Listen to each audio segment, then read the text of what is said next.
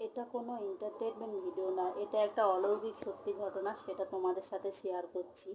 প্রথমেই যে মা কালীর মূর্তিটাকে দেখালাম, এটা হচ্ছে আমাদের এখানকারের ধন্বন্তরীতে অবস্থিত মা থাকেন এখানে। এর মায়ের নিচে একটা ছোট্ট মতো শিলা মূর্তি আছে। এই শিলা মূর্তিটা হচ্ছে মাটির তলা থেকে উঠেছে, তাই এই জায়গায় মন্দির প্রতিষ্ঠা হয়। এই মন্দিরটা খুবই জাগ্রত। কারোর যদি কিছু মনস্কামনা থাকে তো মায়ের কাছে এসে বলতে পারো, মাতে তার হচ্ছে সব কিছুই পূরণ করে। এবং কারোর যদি বাত ফাত হয়ে থাকে তার জন্য এখানে ওষুধও দেওয়া হয়, সেই ওষুধ খেলে অবশ্যই তোমাদের সেরে যাবে।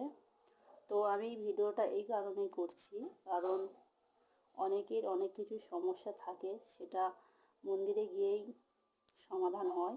তো তোমরা এখানে আসতে পারো। যদি কোথায় জানতে চাও অবশ্যই